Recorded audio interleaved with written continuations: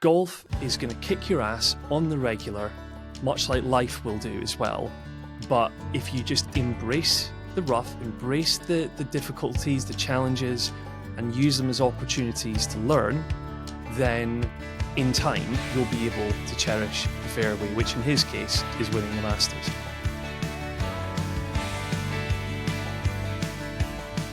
Welcome back everyone to GBA number 7. That's right, we're on number 7 now, Jack. We're coming up to the 10 episode mark on the GBA format, which is very exciting. And we are here recording this on Tuesday, the 15th of April, a little over 24 hours after Rory McIlroy golfed himself healthy. And more on that shortly. But yeah, like I say, kind of coming on to this episode today, there really could only be, two things. One is obviously the momentous occasion that was Rory McIlroy completing the career Grand Slam at Augusta National was actually probably the early hours of Monday morning here in the UK, Jack, by the time I got done. I was just about ready to go to bed. I was like, right, come on, Rory, knock in this putt on the 18th then, get it all done, and then I'll head straight up to bed. And he went and bloody missed it, didn't he? But it was very, very worthwhile.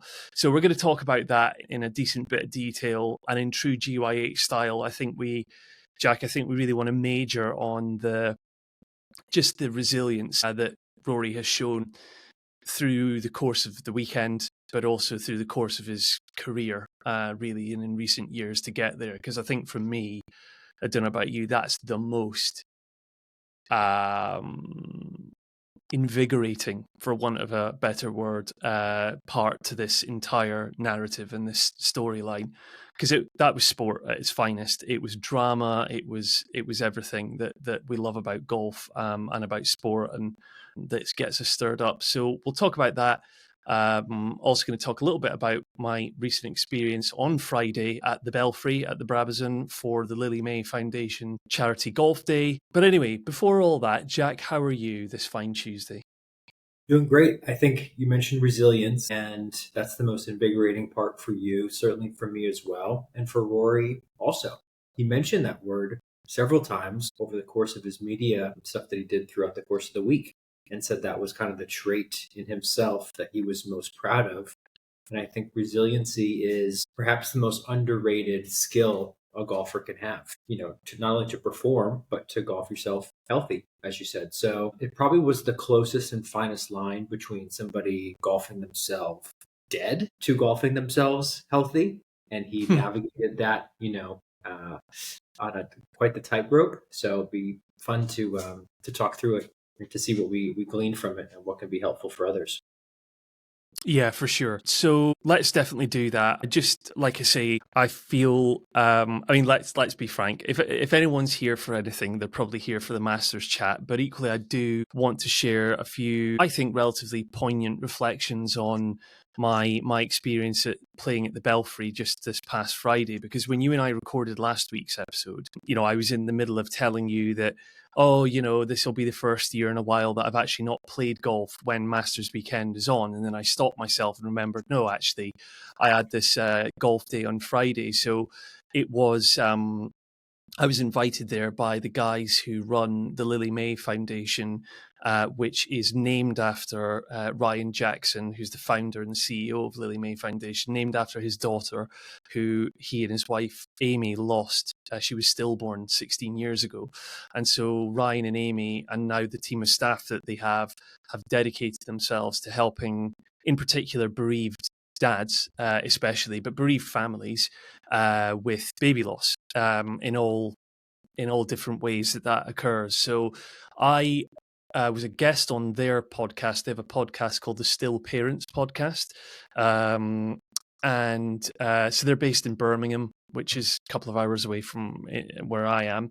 But I traveled over, was on their podcast, and then that's kind of started the relationship. That podcast hasn't been released yet, that I was just talking about, but when it has been, I might share it with this audience in case they want to listen to it. But so anyway, they, said, why don't you come along on Friday the 11th of April for this golf day? And it's in its 16th year now, so evidently they've been running it pretty much every year since the charity was founded. The Belfry, I don't know how much you know about the Belfry, Jack. I mean, we spoke about it last time around, right? It's it's a venue that's hosted the Ryder Cup four times in the last 30 years. The place, I'd never been there before, but it is a really impressive setup there. It's a very impressive kind of resort. So it's kind of a big, hotel, spa. But ultimately, the Belfry is where the PGA in the UK has its national headquarters. So if you train to become a PGA professional, teaching pro or whatever in the UK, that is generally where a lot of the classroom-based content happens. So they've got a really big academy, sort of on almost like a university campus there on site as well. But, as far as the golf side of it is concerned, it's state of the art, driving range, everything. It's got 3 18-hole golf courses, the Brabazon, the Ryder Cup course is the kind of the flagship course. And the day was fantastic. I mean, I think it's always cool when you get to go and play somewhere that's quite storied and got a lot of history. So you walk around the place and you walk through the corridors and there's pictures up everywhere of famous golfers, and especially those who have captained the Ryder Cup teams, or they had 2 big kind of conference rooms that were designated as the Team America room and the Team Europe rooms at the time they used it. So again, when you feel like you're walking in the footsteps of famous golfers, that for any golfer is quite a cool feeling. But I think more than anything else, the opportunity for me to play golf with other dads, other men who have been in my shoes. The one of the guys that I was in the 4-ball with has lost not one, but 2 babies prematurely for quite similar reasons, actually, to how Kim and I lost Innes, for chromosomal disorders and things like that. So I think I've just started writing a journal article about it, and I'll release it in the next week or 2. But I've started writing in there and talking about how, I guess I always enjoy playing golf on my own these days. I always have, but I kind of enjoy it a little bit more now because when I end up playing with randoms, there's always that risk of you getting into small talk and people asking questions and me sort of, being like, yeah, my son died.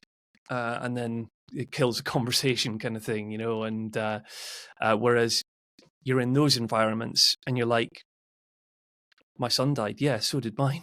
And let's talk about it. Let's talk about how it makes us feel, and let's talk about their memory. Let's talk about how much we love golf. Let's enjoy golf. Let's enjoy being in each other's company and laughing at each other's bad shots, celebrating each other's good shots, and actually realizing how one of the biggest takeaways I had from that day was because it was a day event, shotgun start. So they basically took over the golf course. So everyone was spread over the 18 holes, I guess, and the klaxon went off and off you go. And so there was real fun during the day. And then they had an evening dinner dance as well. And throughout the all of it, there was never at any point any sort of really maudlin feeling to it. Everything was really upbeat and positive, but in a way that felt kind of, I don't know, just a great community spirit, and just showing that, just because we've been through these traumatic life events doesn't mean that we have to be sort of, I can't find the word, but I'm sure you know what I mean. So I think, and again, amongst other things, a couple of other takeaways. I think as I look to the future for Golf Yourself Healthy, I think about how I'm going to continue to grow this and where I can have the most impact. Because as I've said to you and to the listener before, I'm all about inspiring people.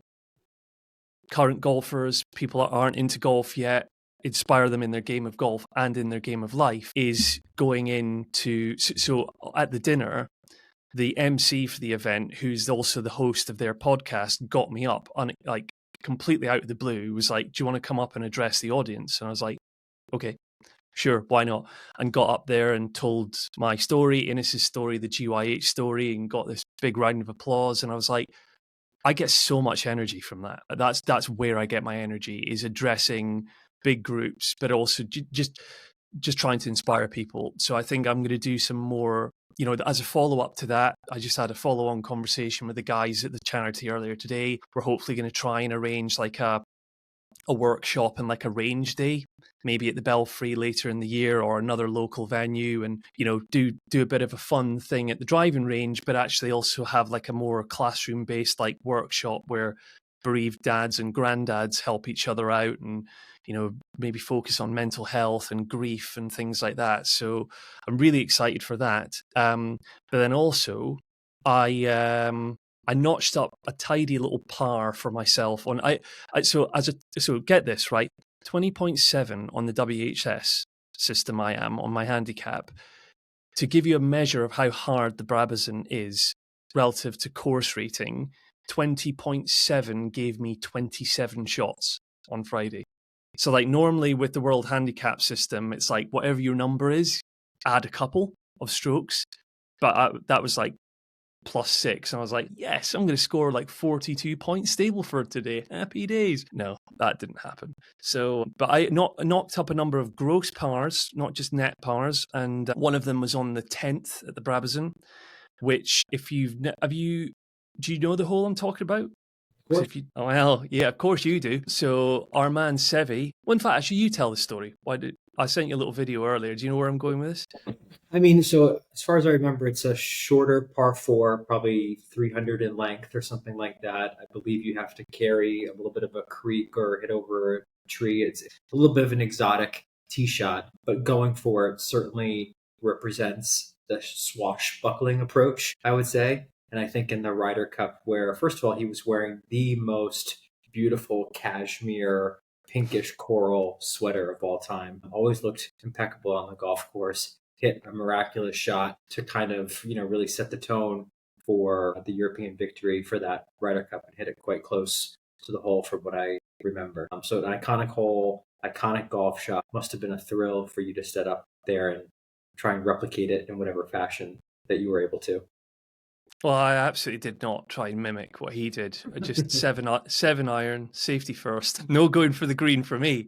No swap. Because absolutely not. Just really boring. But so I managed to I knocked a 7 iron down there before the creek, and then took a 50-degree wedge, leaked it into the sand trap to the right of the green, which, by the way, is on TV. It already looks like a small green, but when you get up to it, it's even smaller.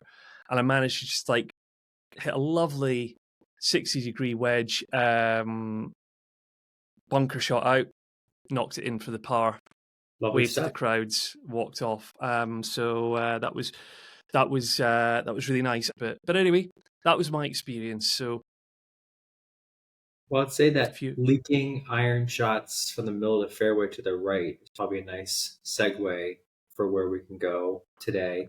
But also just to say, Chris, I think what's really cool is the fact that you've had these two experiences recently, both at the health conference and at this tournament gathering charitable event, where you are able to get up in front of people and speak and share your story and receive that warmth, that applause.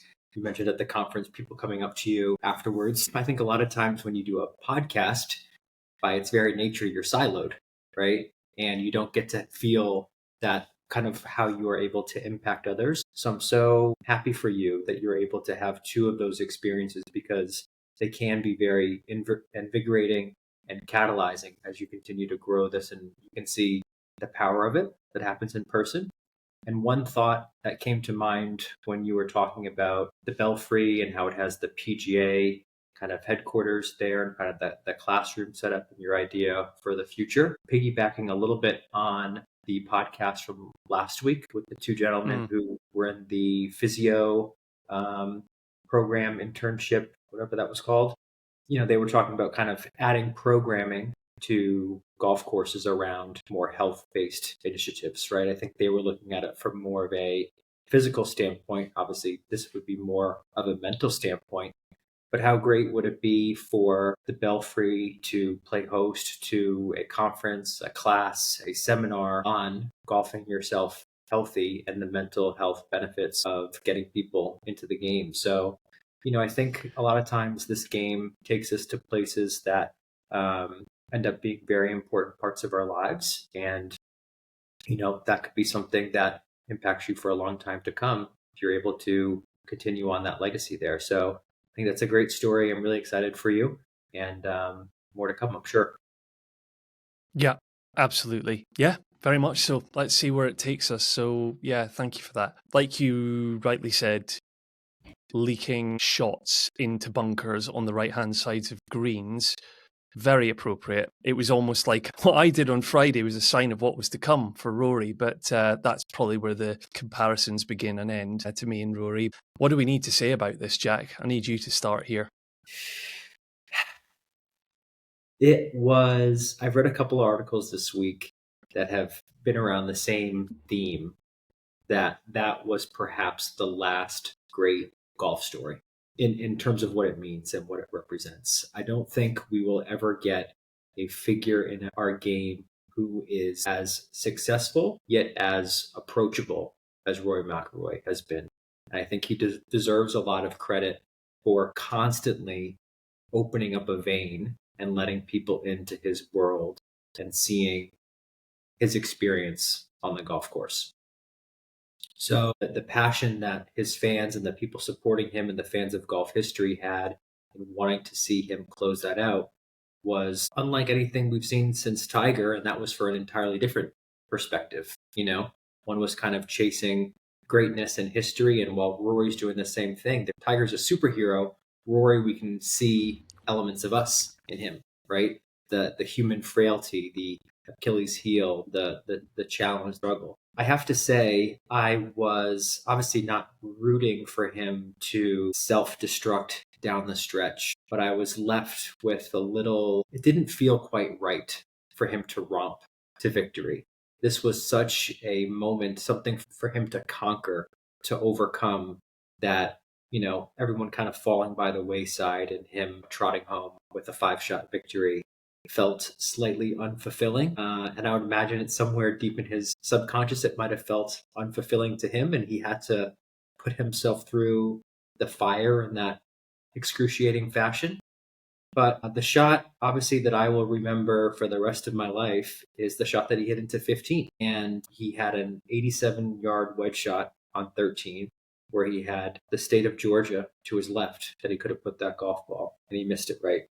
And then he had to hit the most perfectly executed high draw hook 6-iron, whatever 7-iron that he hit 15 to 3 feet. And that right there is a really beautiful dichotomy of what Rory represents, which is he's able to touch the heights that, we can only dream of, that none of us will really be able to do. Mere mortals could never dream of hitting a shot like that.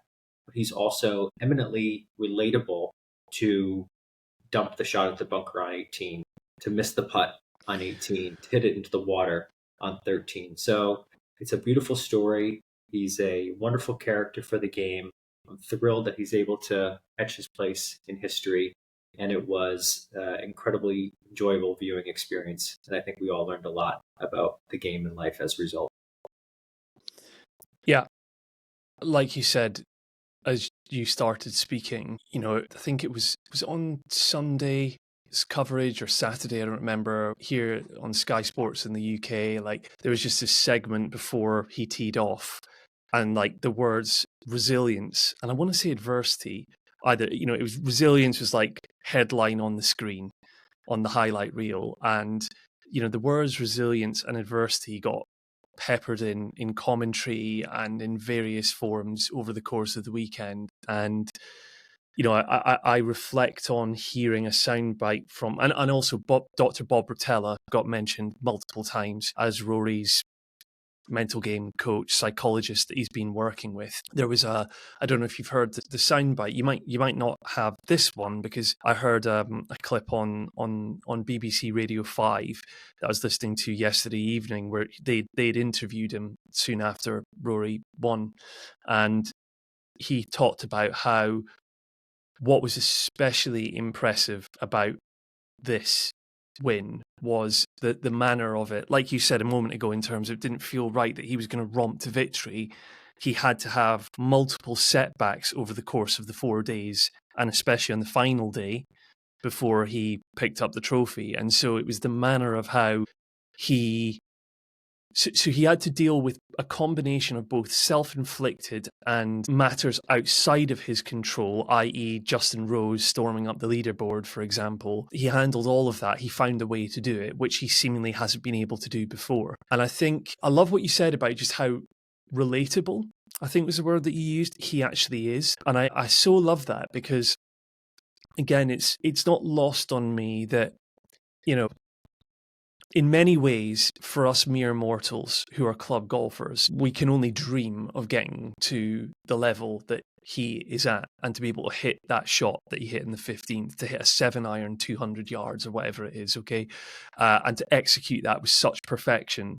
But to execute it with such perfection in the circumstances as well. Because let's not forget, again, there was a blend of how, so he self-imploded a few times, but then instantly brought it back around. And that just shows how far he's come and how he's worked on himself. But even through having done all this work on himself, he's still flawed, ultimately. And there's this feeling that so what's going to be most fascinating for me now is rather where Rory goes from here. Because I theorize that there's two scenarios I could see playing out here. One, he's going to tear it up because he's got the monkey off his back now. Or there's going to be a bit of almost like a downturn in a way, because I just wonder if you look at his expressions and it was like the release of this pressure valve, like all the emotion that poured out of him, that is going to be exhausting. And I think for at least a little while afterwards, that's going to take quite a bit out of him. I just wonder, I'd love to know how he really feels right now. Is he totally ecstatic? Or is he almost like, whoa, geez, because he's been through so much, hasn't he?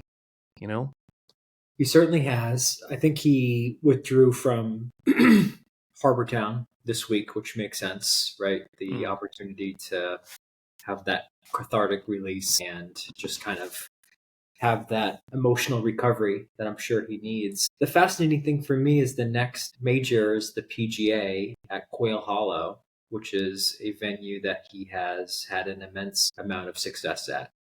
So he seems to be an individual who understands the historical nature of the game and his legacy and where he fits into it.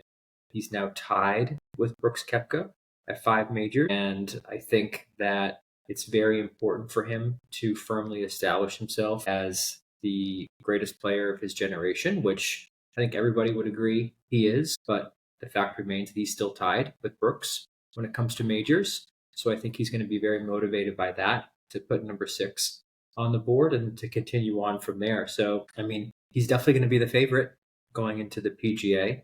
His resume this year is Pebble Beach, Sawgrass, and the Masters. That's about as good as it gets in terms of how to start your year off.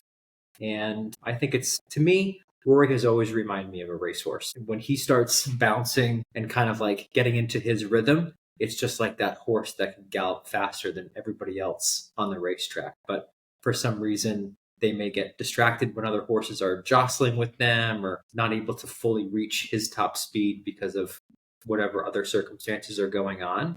And I think this is just like tossing the jockey off, getting the saddle off. There's no weight, there's no burden, and it's just a straight sprint from here.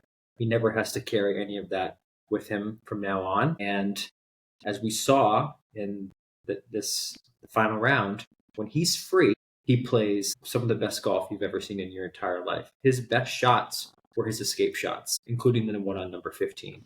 The one on number 7 is, one of the all-time escape shots over the trees to put it into that position that he did. And I think when he has that freedom to see shot, hit shot, he performs better than just about anybody else in the history of the game, I would argue. Yeah, and what's so interesting about that point is so seemingly his caddy, his longtime caddy and friend, Harry Diamond, was actively trying to talk him out of hitting that shot through the trees on the 7th. but nobody tells Rory what to do. And this is my point around his self-belief. Okay, so it's so interesting that juxtaposition, because on the one hand, Rory is evidently this supremely confident person, has to be, before he can get to where he's got to, but he is he's fragile at the same time, which is remarkable somehow, that like he's able to have achieved that and what he's just achieved. But like you said, that's what makes him relatable. And I would encourage any listener to, much like any, like, again, social media yesterday and the day before was just awash with like reflections from golf influencers or golf coaches, or not even just people outside of golf as well, because such has been the impact of this story around what can we learn as human beings from the adversity that Rory has been through in the last however many years. You know, and there's one clip I can think of that I saw on Instagram where he was giving an interview from some time ago where he speaks about how essentially he's grateful for his setbacks and his failures because they have shaped him and helped him learn. That is, again, like I said to you, you and I were exchanging texts within minutes of him winning, and I said he has just epitomized what it means to golf yourself healthy. 100%. And I think just anyone. So when I often like to raise that question or think about what are the many different meanings that could exist around the saying, the statement, golf yourself healthy, or the call to action to golf yourself healthy, it's to kind of go, golf is going to kick your ass on the regular, much like life will do as well. But if you just embrace the rough, embrace the difficulties, the challenges, and use them as opportunities to learn, then in time, you'll be able to cherish the fairway, which in his case is winning the Masters. Just a couple quick things. Number one, for as supremely confident as he is, he said specifically, I was so nervous on the first tee. That is a stark contrast to what we've heard from our golf heroes before. Tiger Woods would never let you know that he was nervous on the first tee. He was a superhero who was unrelatable in a golfing sense, right?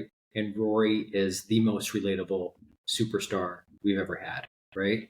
I also think you shared, that beautiful sentiment that Rory talked about, which is his adversity has shaped him in the macro, right? All these coming up short at Pinehurst, coming up short at the Open 150th Open at St. Andrews, all these different experiences where it would have been, such an amazing experience if he won. How about on the first hole when he makes double bogey, right? And they asked him about making double on number one, and he said in a weird way it made him settle down making double. And he thought about John Rahm. He thought about how John Rahm had four-putted the first hole and gone on to win. And it's very interesting because when he said that, it made me think about something that the Anfield Rap podcast talks all the time about soccer matches, where they say sometimes when you give up an early goal, it's almost a really good thing for the team that gives it up because the worst thing has happened and you realize that you're okay.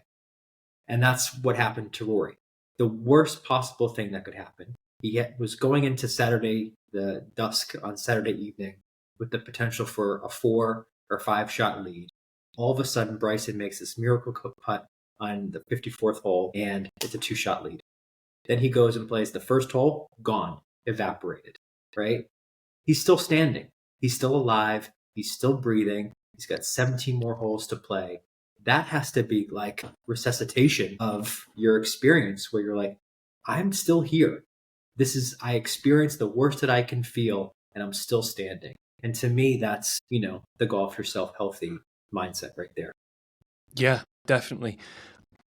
Which leads us to talking about what have you made of this clip, this frankly clickbait clip around Bryson DeChambeau saying, yeah, Rory didn't talk to me the whole day? I think that Bryson's an odd character to read in his communication strategy. He's just kind of built for social media in a weird way. It almost feels like an algorithm is spitting out what's coming out of his mouth, even though he does seem very heartfelt a lot of times as well. I didn't make a big deal of it. I think that they presented it as him being frustrated or annoyed or aggravated that Rory hadn't spoken to him. Sure, if you want to read into it, maybe that was the tone that he was expressing. He also just lost a golf tournament and played horrifically on Sunday. So maybe that's where his tone is coming from. And I think at the end of the day, there's so much gamesmanship to see if you're able to look beneath the surface. I'll just say this, Chris. Bryson had obviously the leg up with the Pinehurst experience. And then you had that whole social media clip that went viral in between when they're at some corporate event on the driving range and somebody asked Rory, who would you like to get paired with in the final round of a major, to beat them? And he goes, I'd like to get paired with Bryson for what he did to me at Pinehurst. And Bryson says, to be honest, you did it to yourself, right? So Bryson has established this psychological edge over Rory that he can get it done when it matters, and Rory falters and wilts under the pressure, right? So as Bryson's chasing him the entire time over the weekend, he's putting out these subtle messages that if you're attuned to it, it's obvious to see. When he made the birdie on 16 on Saturday, and he did kind of like the WWE wrestling, where he like stands at the crowd and gets them pumped up. He wants that extra reaction, so Rory hears him, right? So Rory knows that his footsteps are coming. If you watch how they went to the first tee on Sunday, Rory got there about a minute and a half, 2 minutes before his tee time. Bryson waited until the last possible second to get to the first tee because he wanted Rory to feel his presence, the crowd, the literal and figurative footsteps coming behind him. So what does Rory do to counteract that? Does he play into that? Does he talk to him? Rory talked extensively about creating his own bubble, about living in his own world. And when you see him on the golf course, he had such a serene and placid visage, right? Like nothing was affecting him. On the 72nd hole, he was eating that snack, the protein bar, and drinking water like he was just having a snack on a casual round. There's nothing that you can see. It's above water with the feet going like this. So I think that they both played their game. They both tried to do what they were trying to do. Bryson would have loved to get into Rory's head and to talk to him and to kind of do that stuff. And Rory kept him at bay and was in his own little world. And I think it was a great move by him, and it's how you play the game. So it was fascinating to me. That is a wonderful insight that you've just offered there, because first of all, I think I share a similar view on Bryson in relation to, or an observation, let's say, around his communication style. Because there was a point during the weekend, especially on the final day, where I just got to remembering, I thought, if you look at what Bryson is now and how he's styling himself now, this is a far cry from the Bryson who used to use a protractor on the greens a few years ago and was like the scientist. Basically. He still is the scientist.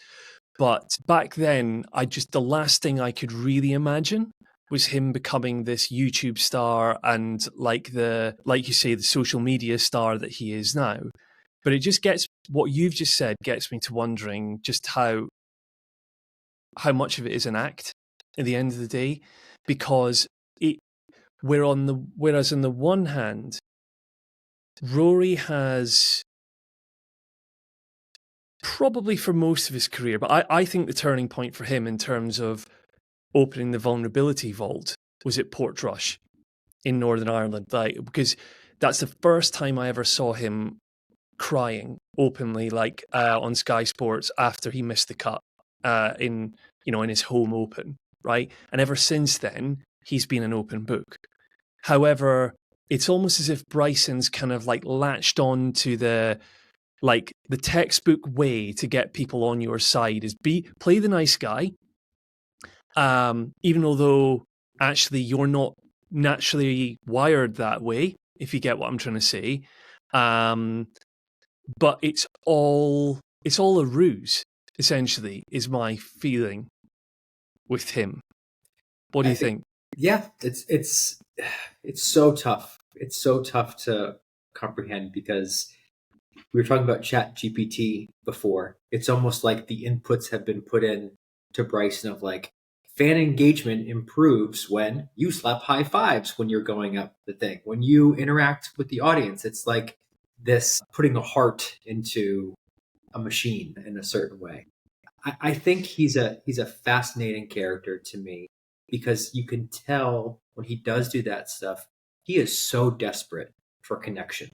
He's so desperate for community. His world must be so isolating in just how his brain works, the nature of his profession, and what he does. And he really, in my opinion, struggles to connect with people in a terribly authentic way. And you can see him trying to do that. Applaud him for doing that, even if it doesn't come Yeah. across as the most authentic at times. But I think what Rory does is I'll just say this. I know a few people who are in and around professional golf at that level.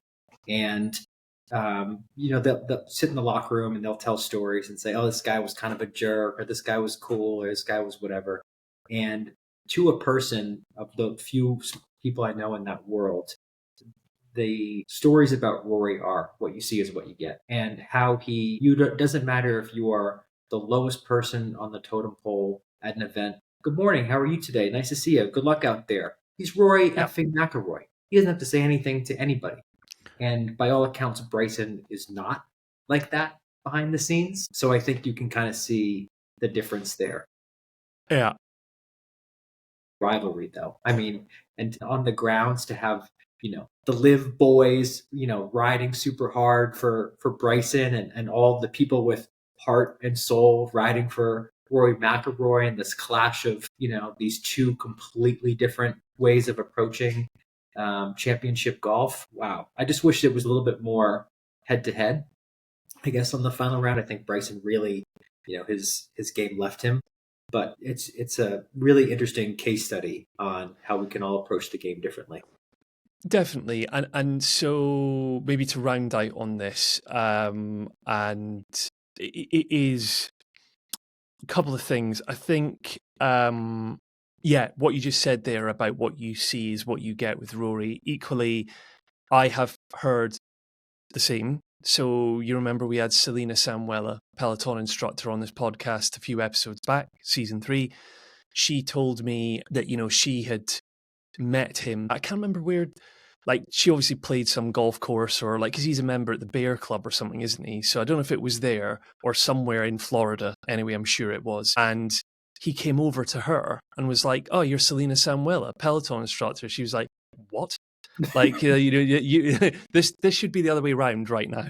Yeah. I should be the one sort of like recognizing you and sort of having a sort of an in awe moment. But yeah, so he's real. He is what you see is what you get, and and he did it to Andy Murray, tennis legend as well. Like, he went up to him at Wentworth BMW PGA on the driving range, was like, "Hey man, great to see you," kind of thing. And Andy Murray's face is like, and again, this is a guy who's won majors in tennis. And like that, but that's the Rory McIlroy effect, right? So, but I love that. And again, that's also tied into Golf Yourself Healthy, is being, striving to be your best self in golf, but as a human being as well. And authenticity, vulnerability. These are the things I value in human beings. And that is why I reckon Augusta, the patrons, are pulling for Rory this weekend, because the heart and soul guys, like you were saying, like that because he resonates with them. He's one of them, so and that was beautiful. But also it takes us back to the whole Dr. Ian Peake in season 2, toughies versus chatties. I mean, it was, Bryson seemingly wanted to play the chatty guy. Rory was not having any of it. He was really in his toughie zone. And it worked. It was great, and it was the right strategy. He had to be. So yeah, But Tuffy in his own way too. Tiger was a toughie to Tony Finau when they were paired together. And the famous story is Finau says to him walking off the 7th tee or 5th tee, whatever it was, "How are the kids, Tiger?" And he's like, "They're fine," and just keeps walking. And that was the only thing that they said all day. That's Tuffy Navy SEAL Tiger. Rory was, he hit that shot on 7. He's laughing with Harry. He's kind of like, kind of showing his like little bit of a goof side as well. And so he's a toughie in that he's not interacting, but he's not portraying something that he's not. He's completely authentically himself, which I think is the best way to play your best golf.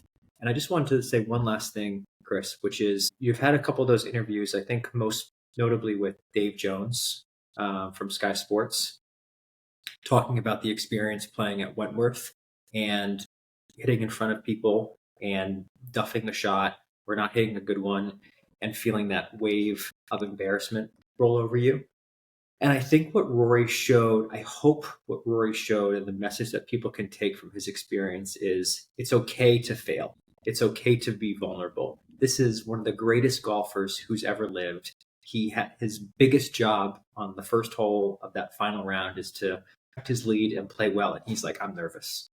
And I hit a couple bad shots and I did not do well. And so if that guy who's, now etched in the history of the game with the greatest who's ever played, feels that way and can mess up under the brightest spotlight, pick himself up, dust himself off, and move on. All the 10 handicappers, 15 handicappers, people who are paired with somebody on the first tee who they don't know, and they're worried they're going to get judged, and they hit a big slice and it goes into the trees. Don't worry about it. It's all good.